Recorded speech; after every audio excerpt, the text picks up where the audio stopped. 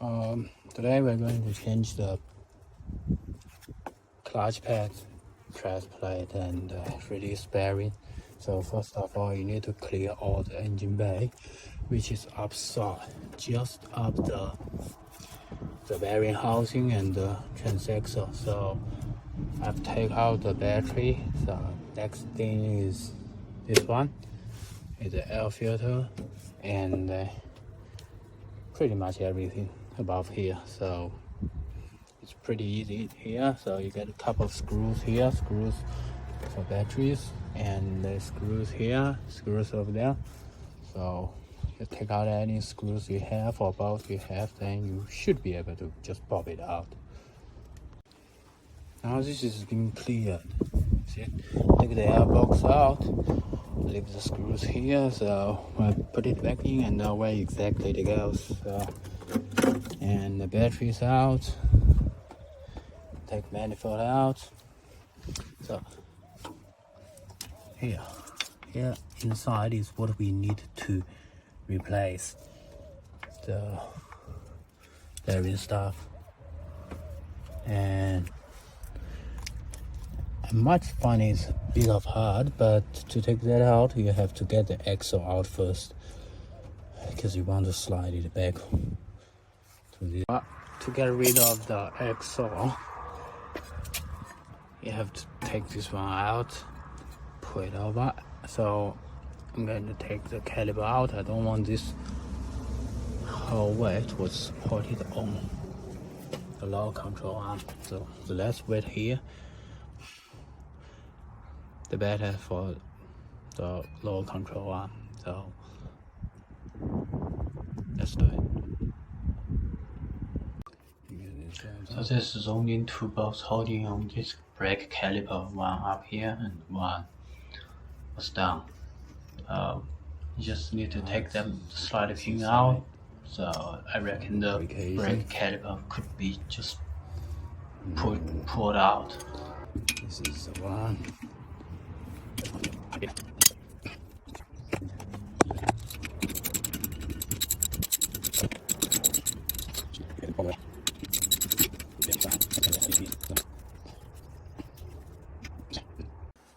So with the caliper was hanging on a piece of wire, and the next thing is to disconnect the tie rod, and then you undo the strut bolt, then it should be able to just slide out.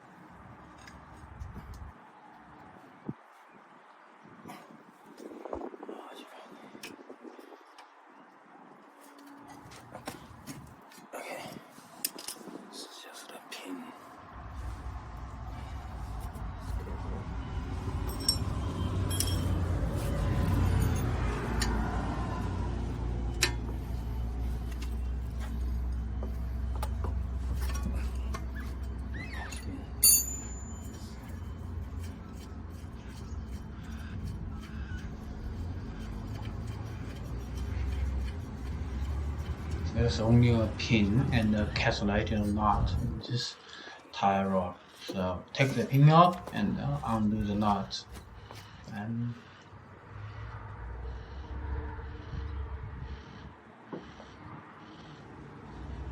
then you may need a hammer if you don't have a ball joint separator. Just hammer there. Don't hammer on the boot. Just shock it, keep shocking it. Then this should be just be shocked out.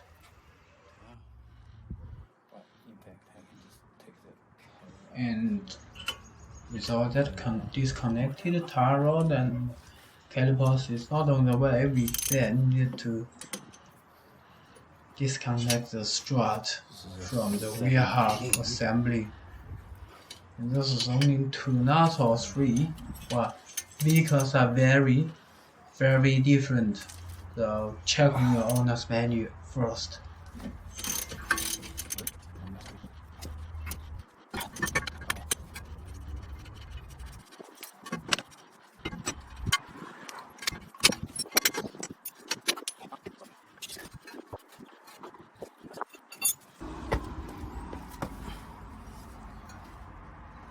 Now it's time to pull out the driver shaft. You can possibly just pull the whole shaft out.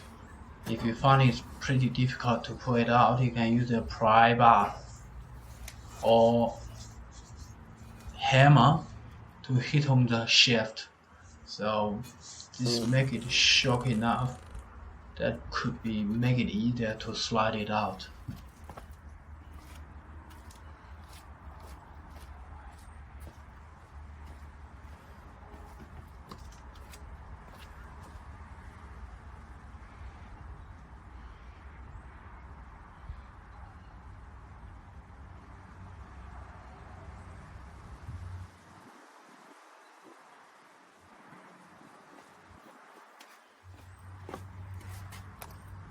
To pull this shaft out, firstly, we need to do the same thing as that one over there. We need to take this one out.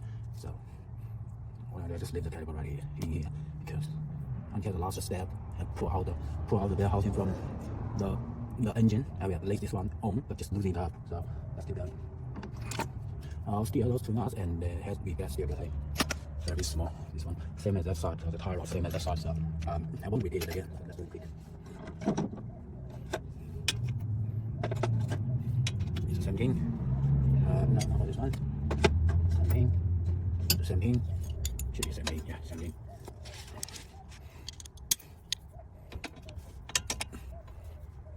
Alright, smooth enough. See? Okay. And then get that.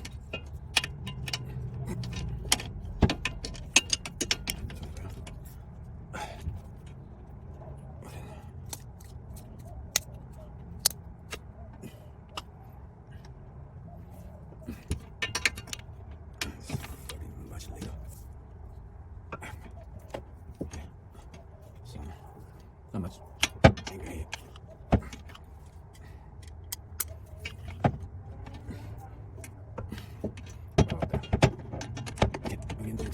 Very good times.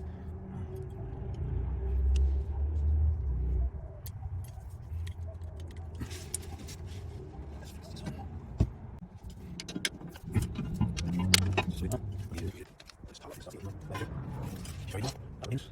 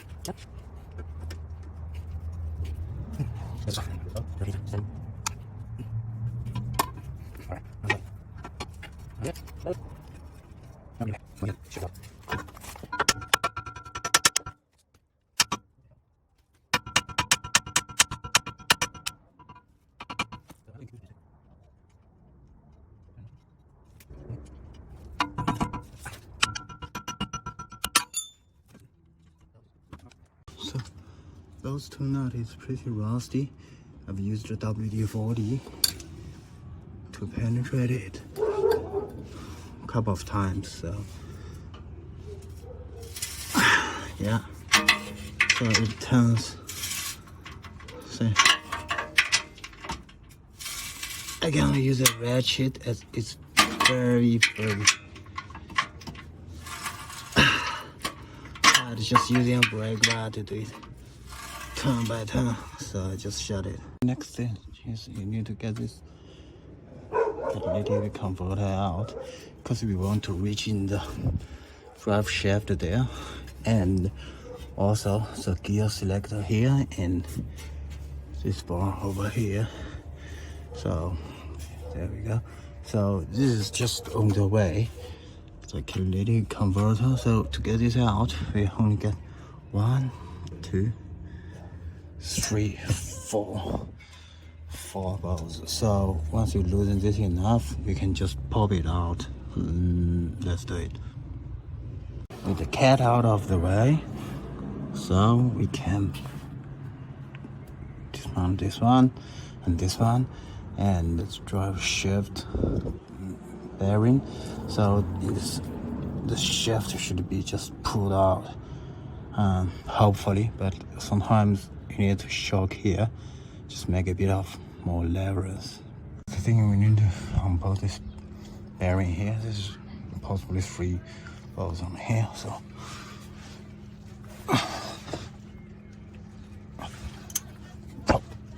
use a brake bar. The shaft is just can be slide out very easily with this one. Unbolt it. So what we can do is just disconnect those and or disconnect those two and or the bolt hold on to this transaxle. So in this case, we have to do it very slowly. This both shaft is being pulled out. Now we disconnect this one, and the couple of harness above, and this transaxle should be ready to drop up. So let's continue this, and the selector gear, which is very easy. See, there we go.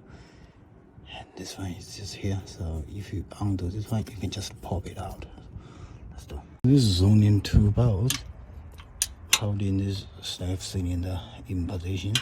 It's been leaking here from here, so I need to replace this breathing house. So anyway, but we undo those 2. Next thing is to get the starter motor out. So this is only 2 nuts holding here. Yeah. So once you unpull these nuts, you can just pop this one.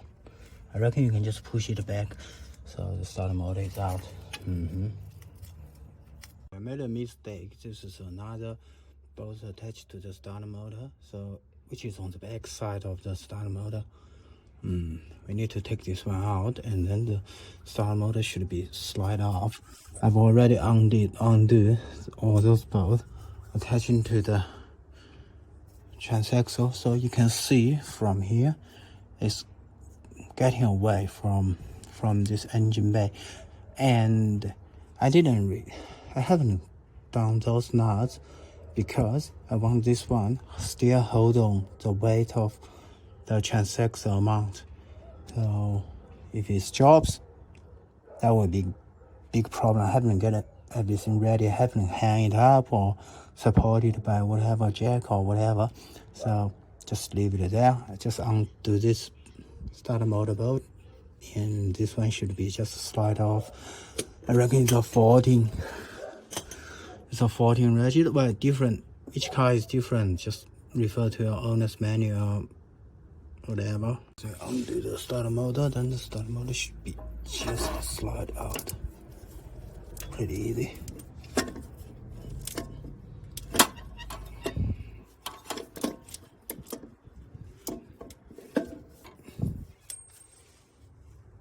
So that's the starter motor is out. It's a good time to think about how will you support a transaxle. I don't have a transmission support stand or transmission stand, whatever you call it. I only get an engine crane, which is an engine hood. So I will use an engine hood to hold it here, and use a jack stand to support the weight and undo those two nuts off underneath the subframe, and that one should be just leave the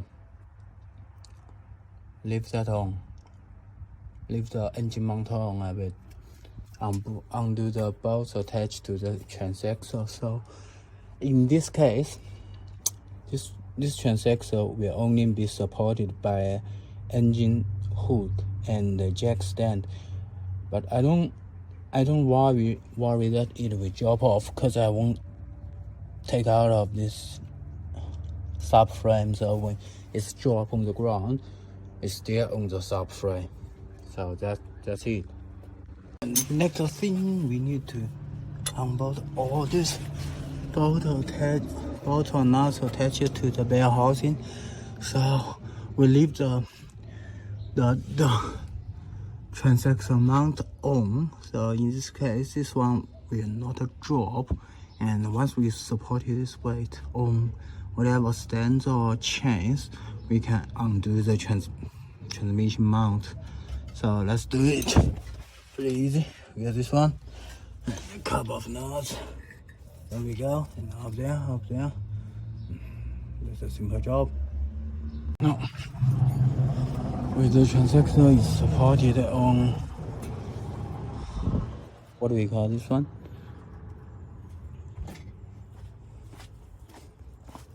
On the engine and gearbox support. Okay, so that means the weight is on these chains. So next step is fairly simple, and have this one for just for in case this drops out without any whatever. Yep. So this is only 3 bolts holding on the back side of the transaxle. I don't want to put the transaxle mount out, so I just disconnect the transaxle from the mount. So there's only 3 bolts there. Just dropped off. Let's do it. The last bolt is the intake. So this should be ready to drop. Yeah. Now this should be ready to drop. With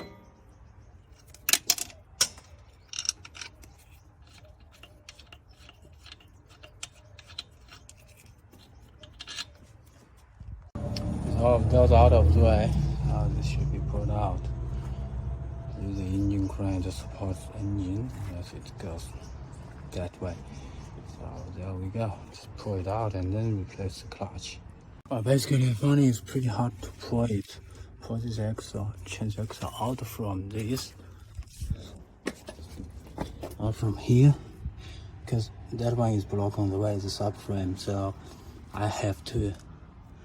will have to lower the subframe, so to entirely get the transaxle out. A couple of bolts on here. 2 here and another 2 over there. So undo those 2 and those 2, and this subframe should be just popped out with the transaxle as well. So let's do it.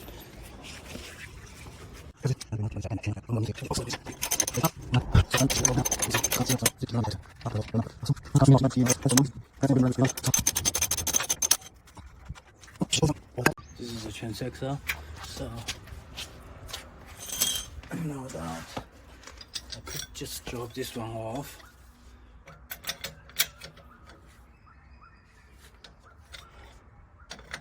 Let's give it a go. Yeah, see, transaxle being put out.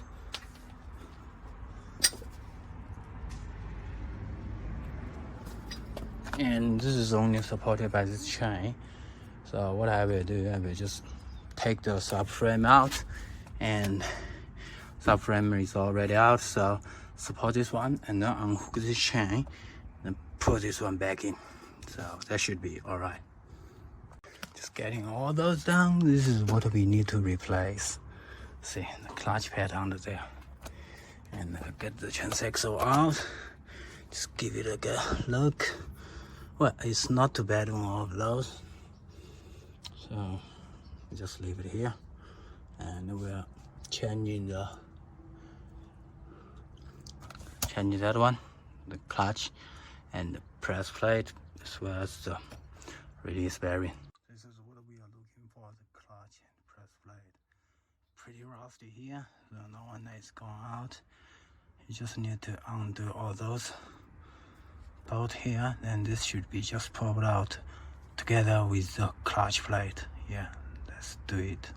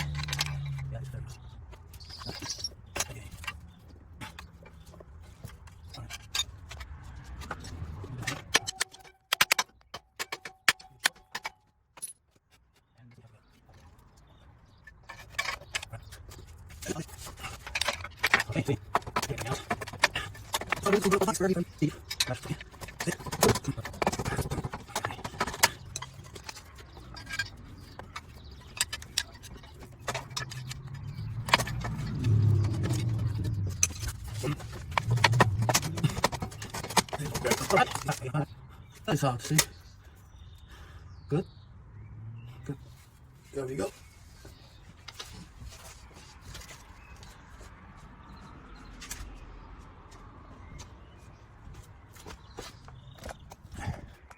And let's see how badly this is.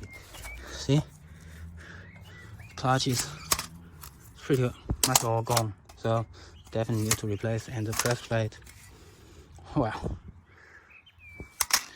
needs to be gone as well. So that's it. I use a brush to give it a clean. All the rust is get them coming out, and all this clutch pad dust. It's no good to put still with clutch stuff. Yeah, but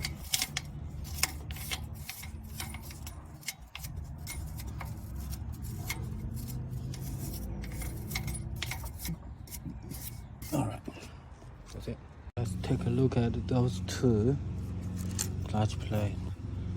See, this is a brand new one. All the grooves are very clear. This one, but look at this one. Well, this side was not too bad, but check this side. It's pretty all gone. So this is why it is sleeping. So we definitely need to put this one on the vehicle. And before we do that, we might just need to degrease all those surfaces here, because if this is still grease here, it may still sleeps. So just clear it.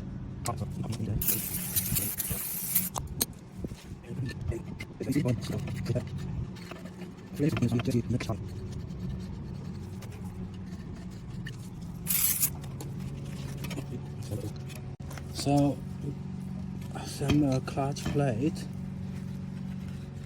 It is very important that you know which way to go. This way goes in the plate, and definitely you need to align it. I get the universal alignment tool.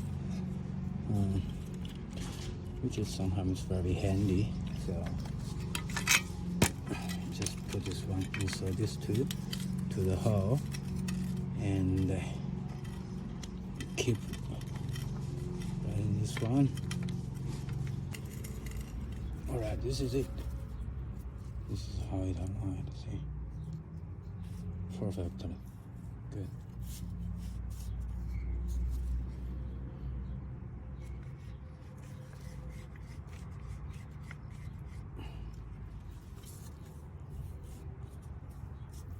It's auto-aligned, so something like that, you can just go into it. Don't worry about the line, because it definitely goes right through now.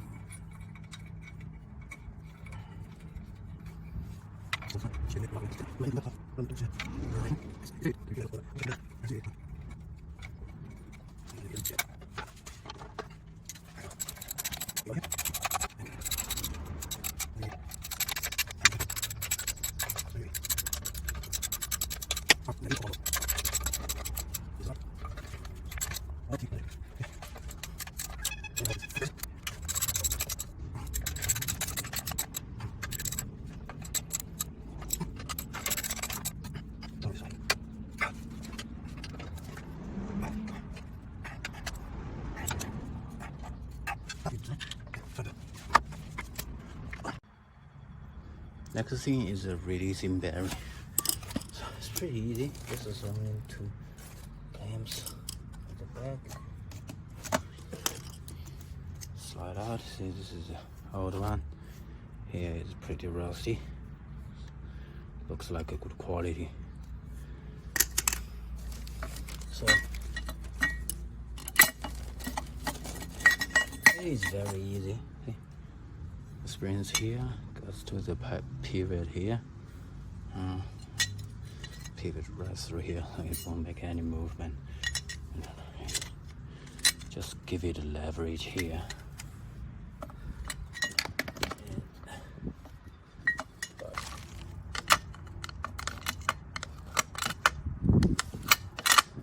This bearing, see? This is very easy. Now we need to move that one to the vehicle.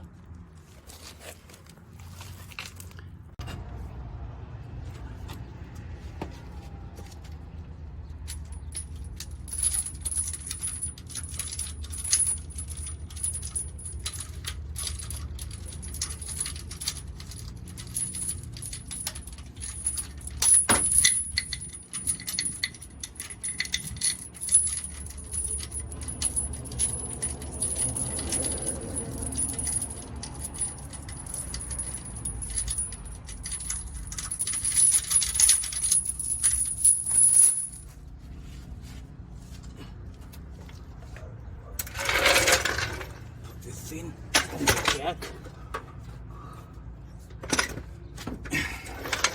Slide it in.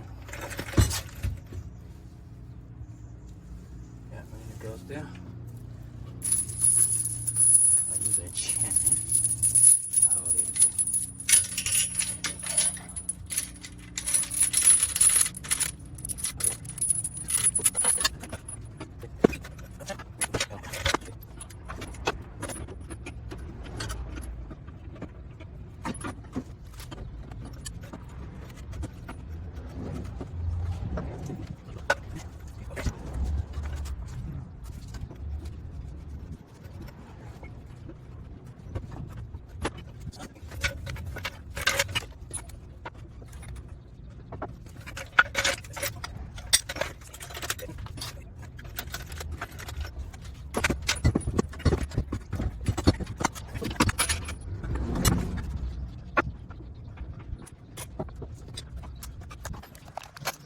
Your box is pretty much in position. Get this mount ready, and the big nut bolts at the bottom end.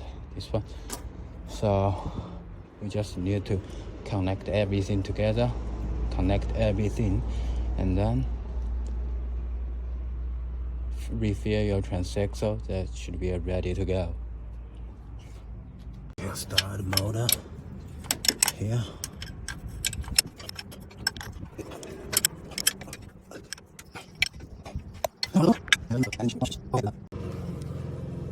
Before actually putting the subframe back, I need to put back the slave cylinder, which is here. You may find it very hard to just press it down, so we need to